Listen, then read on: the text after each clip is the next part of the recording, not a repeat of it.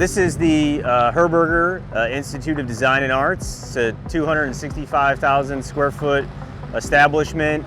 Level 1 is primarily study halls, commercial space, art room, dance studio, theater, dining hall, full kitchen. Level 2 through 7 is all your residential space. 7 stories is the top of it.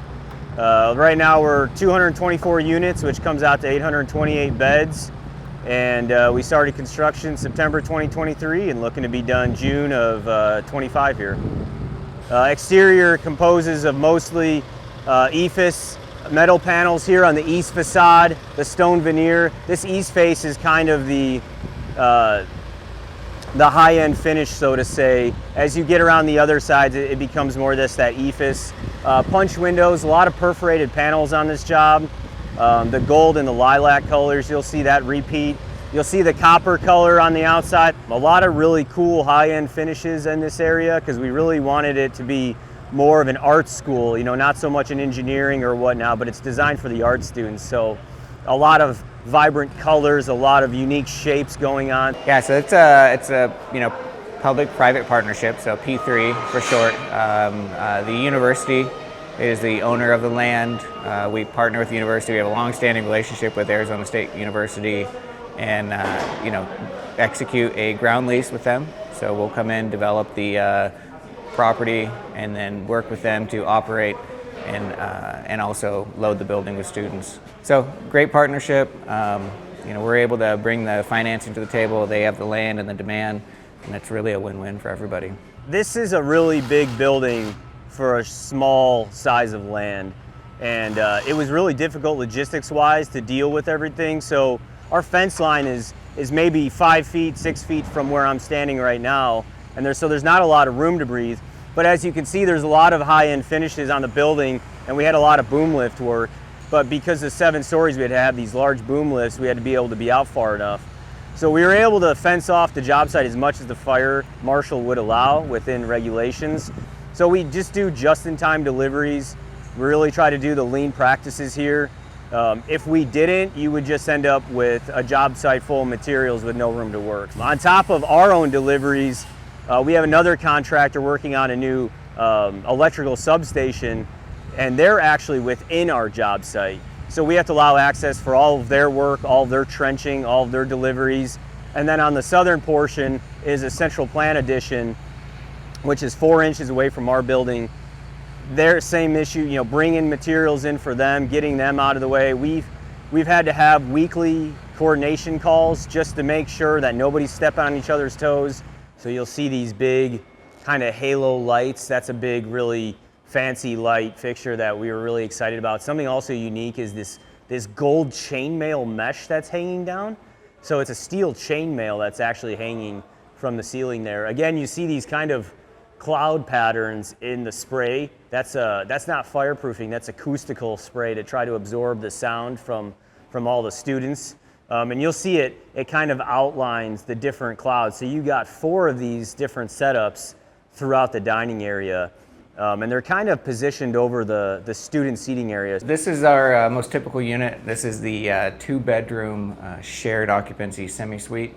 It's 2 bedrooms that have the kind of middle situated bathroom, which includes 2 toilets and 1 shower bath combo. Each room will have a twin bed, extra long twin bed. They each come with their own desks, chairs, kind of work area, and then a micro fridge combo. And then through here is the shared bathroom accommodations. Really try to take, want it to look nice, but also want it to be durable. So we go with a solid surface countertops, nice cabinetry, and then we have a private bathroom in here with a shower and a tub combo, which you can see, which as we found works really well for the student clientele. We kind of like to put one of these mock-up units together just to make sure everything fits. We typically have these complete prior to the first year of construction.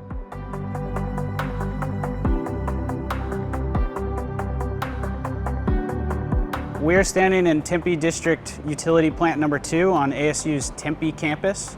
So this is a 20,000 square foot district utility plant for the campus. There's 4 total plants on campus, so this will be the 4th one. Out of this plant, in its initial phase, we'll produce about 5,000 tons of cooling for the campus chilled water network. And then some power distribution as well will come through here and branch off to different buildings. We broke ground on this project in October of 2023.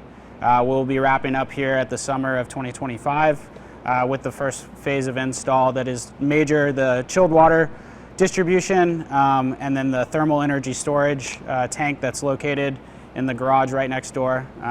So right behind me, you'll see 2 1,300-ton dual ice and water chillers. So what these will be doing for the plant is we'll chill down propylene glycol to 22 degrees.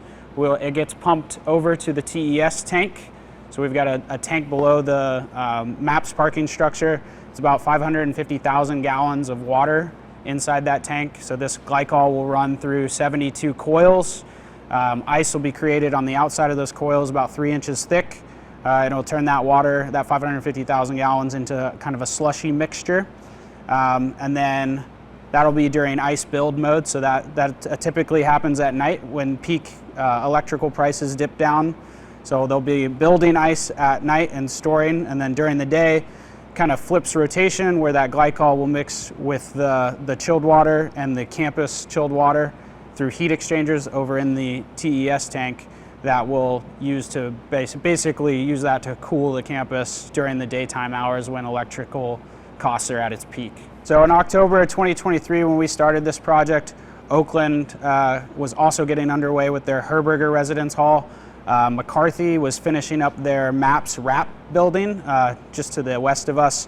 Hayden was doing pre-con on their Lot 8 stuff. So between that, getting started and throughout the life of this project, we've had, 4 major GCs just on campus, on this, 1/4 mile square block around us, and probably double or triple that in number of design teams that are involved with their various projects through those GCs. So really a daily coordination here in the field. We've let Oakland use our crane to lift stuff on their roof and vice versa. So it's been constant with Oakland. It's probably been our biggest touch point.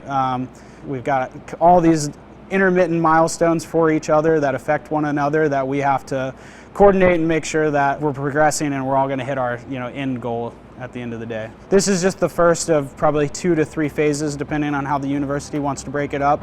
So we'll be finished with this phase in August of this year, and then the university, in the next 3 to 5 years, we'll be planning to build out and add in that infrastructure, both within this building and connecting to the larger campus grid.